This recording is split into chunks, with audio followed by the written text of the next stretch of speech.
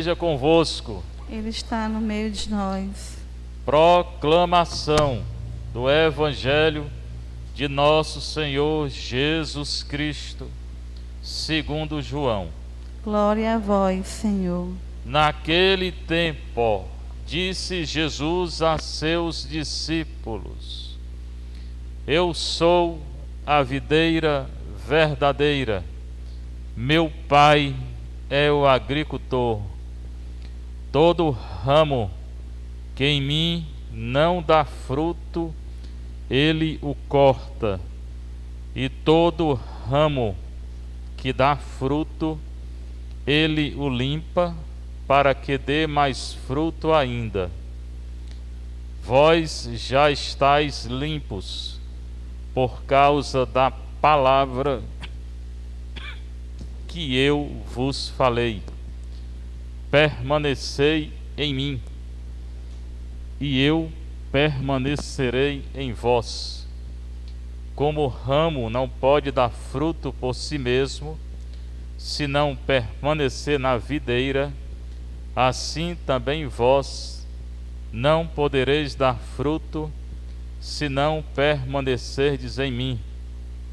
Eu sou a videira, e vós os ramos. Aquele que permanece em mim, e eu nele, esse produz muito fruto, porque sem mim nada podeis fazer.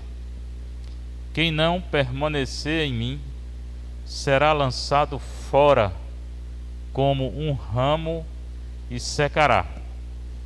Tais ramos são recolhidos, lançados no fogo e queimados. Se permanecerdes em mim, e minhas palavras permanecerem em vós, pedi o que quiserdes, e vos será dado. Nisto meu Pai é glorificado, que deis muito fruto, e vos torneis meus discípulos. Palavra da salvação. Glória a vós, Senhor. Sentar um pouquinho, você que está em casa, você que está aqui na nossa igreja. Hoje é João 15, 1-8, videira. Tem até uma igreja aí, videira, né? Pois é, mas a videira mesmo é Nosso Senhor. A verdadeira videira é Ele. E a videira verdadeira hoje é a Igreja Católica. Naquele tempo, hoje e agora, na hora que é anunciada a palavra de Deus, ela acontece no coração que acredita. Disse Jesus a seus discípulos, mais uma vez importante observar para quem ele está falando. Hoje e nesses dias, ele fala aos discípulos. Discípulo tem apóstolo, né? Discípulo é aquele que escuta e segue que Nosso Senhor ensina, né? E em grego matetes e apóstolos, enviados, aqueles que são mandados em missão. Hoje os discípulos somos nós, católicos e cristãos, que queremos seguir Nosso Senhor. Ele anuncia já no primeiro versículo: Eu sou a videira verdadeira. Se ele é a videira verdadeira, porque existe videira que não é verdadeira. Existe videira que é falsa. Tem gente aí anunciando o evangelho da maneira falsa. Se ele é a videira verdadeira, tem a videira que não é verdadeira. Então é preciso estar atento com as videiras aí, né? Se realmente vem de Nosso Senhor ou não. Meu Pai é o agricultor. Para a gente é difícil às vezes pensar na videira, né? Sabe que daí vem o vinho na missa, mas no Ceará não tem videira, né? Difícil. Na Itália tem muito. Então a gente ficou acostumado a ver a videira, né? Não cresce muito não. Mais ou menos baixa a árvore. Tem muitos galhos, muitos ramos, né? Não é aquela árvore enorme. Não é como a mangueira, não é como o cajueiro, nada disso, né? é pequena, né? No máximo 1,5 m por ali, talvez um pouco mais, né? E o importante são os galhos na videira, os ramos, porque ele fala várias vezes em ramos, ramos, ramos. São os galhos, que mais sobressaem são os galhos, né? E tem que cuidar da videira, senão não dá fruto, né? Quando eu morei no mosteiro 6 anos, lá não era videira, era macieira. Tinha 5.000 pés de maçãs, e eu cuidava dessas maçãs, né? Os monges eram velhinhos, né?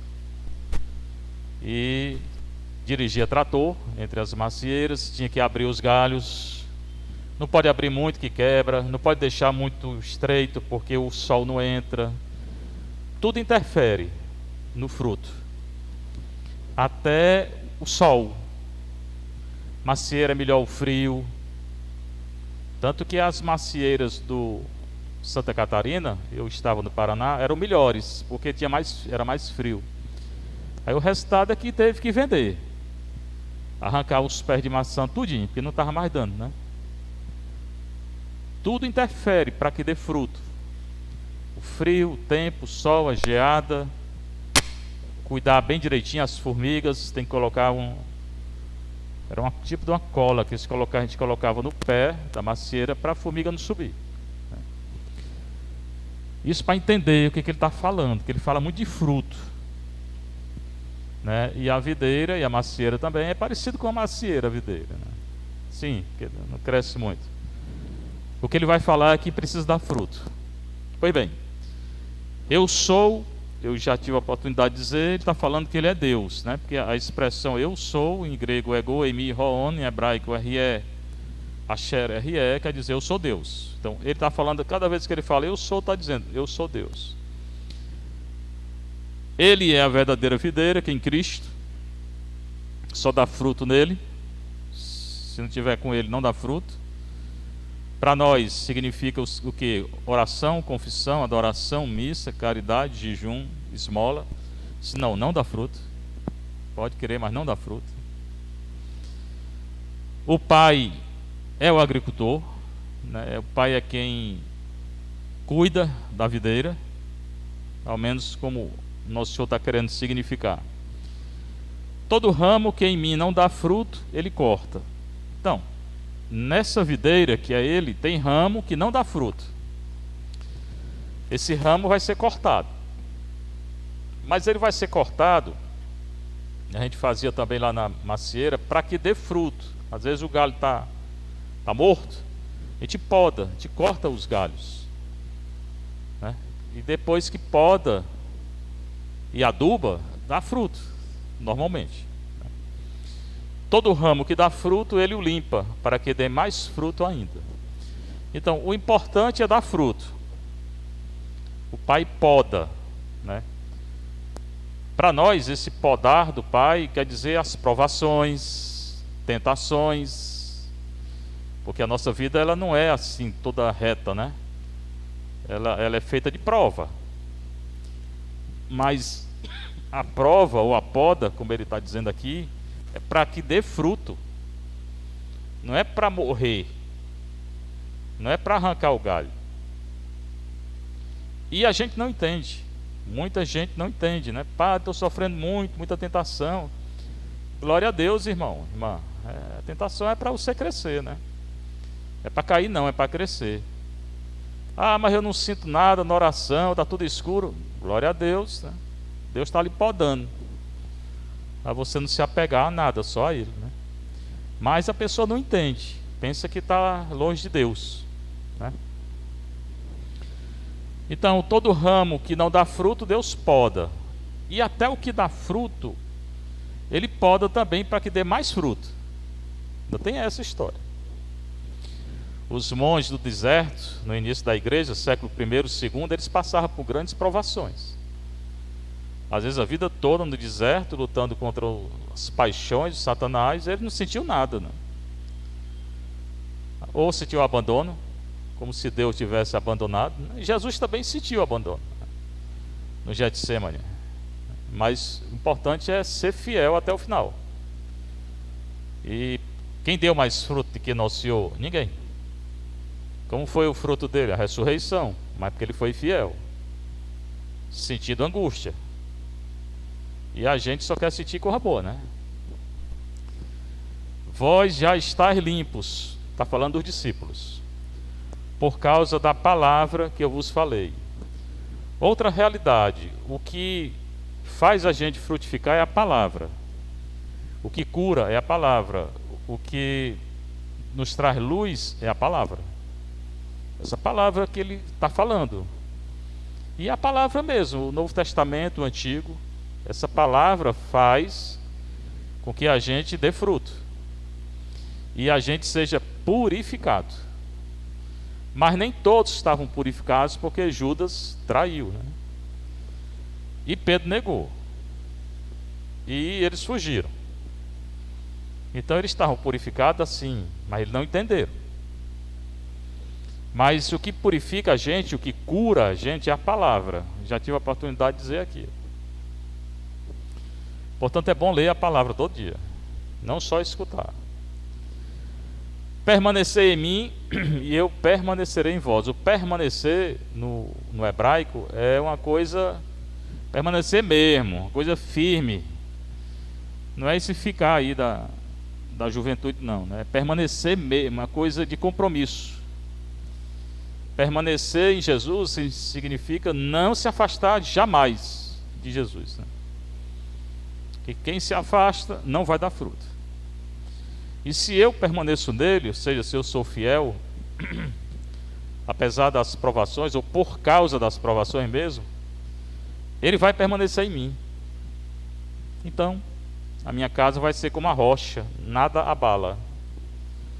Nem morte, nem vida, nem espada, nem tempestade, nem doença, nada abala. Para quem permanece em Cristo, nada abala. Mas precisa colocar Cristo no centro, né? Senão vai abalar. Precisa construir a casa na rocha e não na areia, senão vem a onda do mar e derruba. Quantos constroem a rocha, a casa na areia, né? Castelo de areia, a onda leva. Às vezes é bonito, parece que é bonito, de hora para outra se acaba. Como o ramo não pode dar fruto por si mesmo, o galho, se você arrancar o galho da videira ou da macieira, ele não dá fruto não. Se não permanecer na videira, assim também vós não podereis dar fruto, se não permanecerdes em mim. O único modo de dar fruto, esse fruto aqui que nosso Senhor está falando, é oração, confissão, adoração, missa, caridade, jejum, é isso aí. Tem outro jeito? Tem não. Ah, mas eu quero. Você pode querer, mas não tem. Aí é você, né? O único modo de dar fruto é permanecer em Jesus. Primeiro é a fé, né? Acreditar e perseverar. Aí repete, como eu digo, João sempre repete os conceitos. Eu sou a videira e vós os ramos. Ele repetiu. Aquele que permanece em mim e eu nele, esse produz muito fruto. Repete o conceito. Se ele repete é que é importante. Então, irmão, irmã, não se afaste da videira não. Você é simplesmente um ramo. O mais importante é a videira, né? Que é a igreja, né? Cabeça é Cristo. Porque se afastar você vai morrer e não vai dar fruto. Sem mim nada podeis fazer. Muitas vezes na história da igreja, quando alguns na igreja se afastaram da vontade do Pai, fizeram nada. E quantos exemplos tem, né?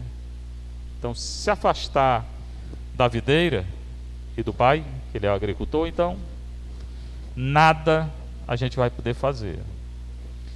Quem não permanecer em mim, agora ele repete, mas vai além. Será lançado fora como ramo e secará. Quem não permanece na videira em Cristo vai morrer. Certamente aqui é a morte da graça. O não permanecer é o pecado mortal. Quem está em pecado mortal está fora da graça. Quem morre em pecado mortal não se arrepende, vai para o inferno. Então vai secar, não tem fruto nenhum. Deus queira que esse secar seja só para cá, né? E não para depois daqui, porque aí vai ficar no inferno. E o inferno é eterno.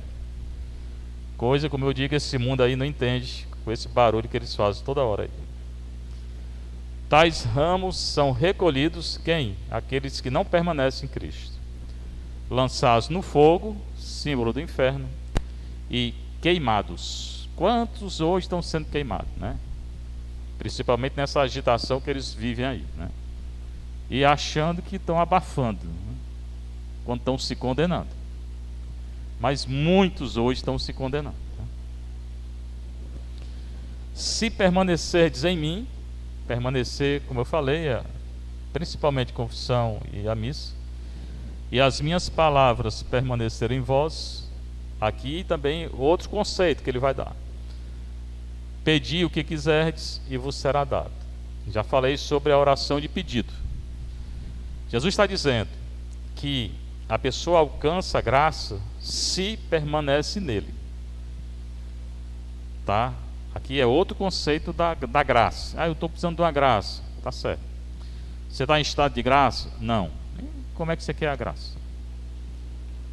Pode ser até que Deus lhe dê, né? Para lhe converter, para você se aproximar. Mas ele está dizendo, só quem permanece nele e as palavras deles permanecem em nós, esse vai alcançar a graça, o que pedir. Sem esquecer o que Teresa de Ávila fala. Teresa de Ávila, ela passou por muito sofrimento. Os santos passaram por muitos sofrimentos. A gente pensa assim, né? Fica emocionado com a vida de um santo. Teresa de Calcutá, João Paulo II, Padre Pio. Fica bem emocionado, né, com essas histórias. Pois é, mas quando você vai ler a vida dos santos, eles passaram por muitas provações, né? Teresa de Calcutá, por exemplo, eu celebrava lá para as irmãs dela, em Roma. Ela disse que aqueles sorrisos, a gente sempre via ela na televisão sorrindo, né? Sorriso bonito que ela tinha. E eu sempre fiquei muito impressionado com aquele sorriso dela.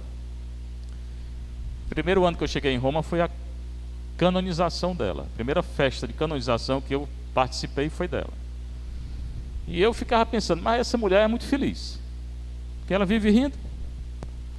Aí ela escreveu um livro.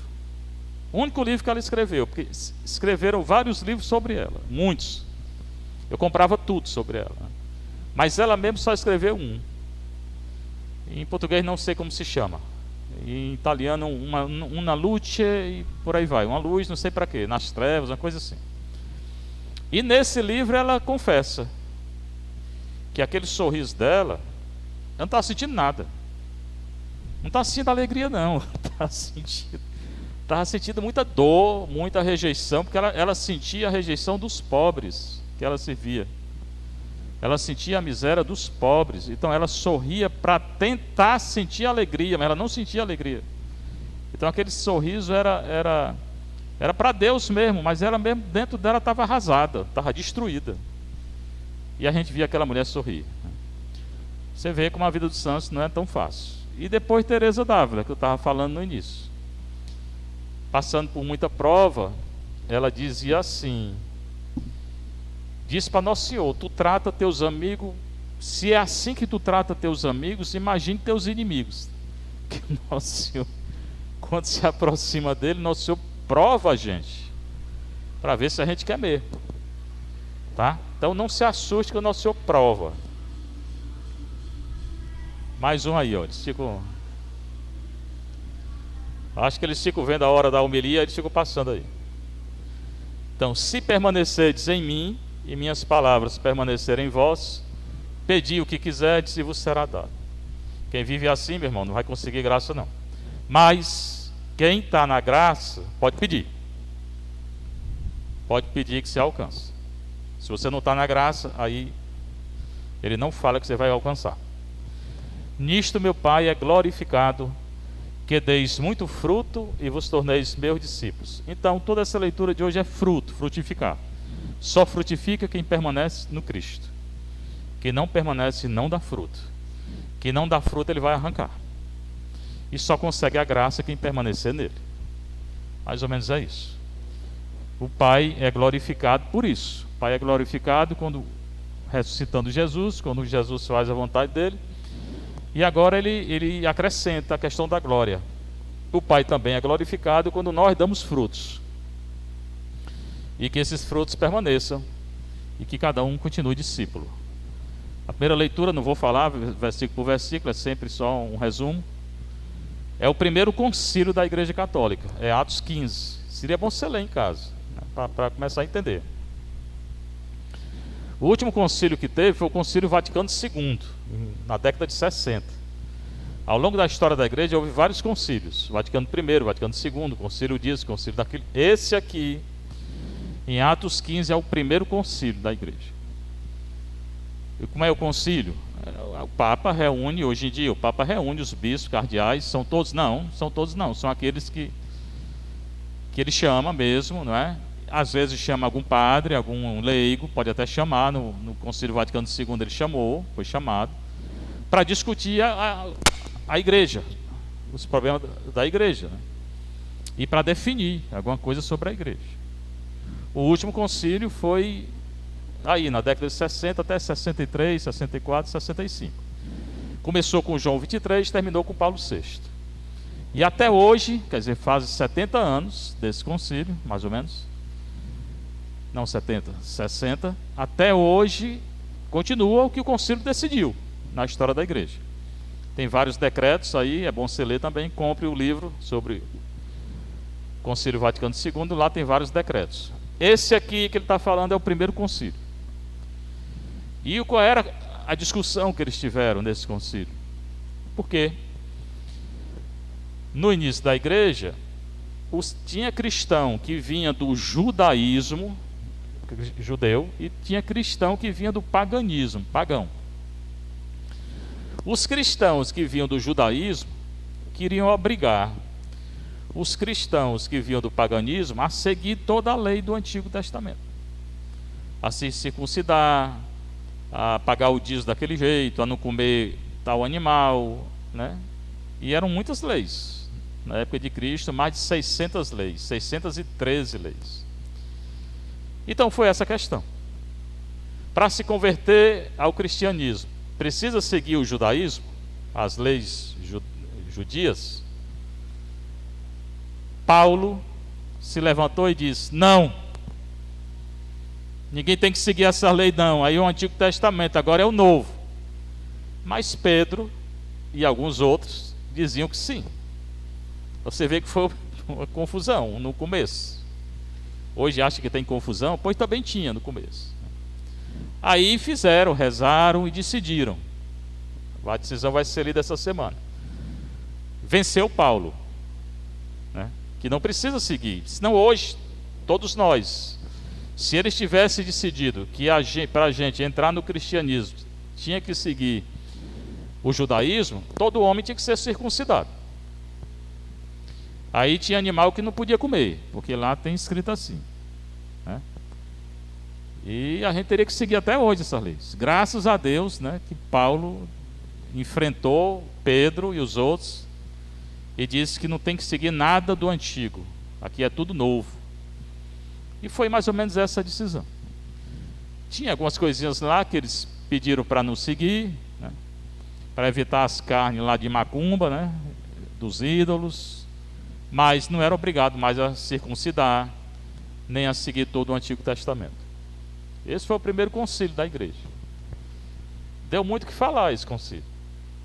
Hoje para a gente não tem nem sentido isso, né? Seguir o antigo, né? Ninguém segue, né?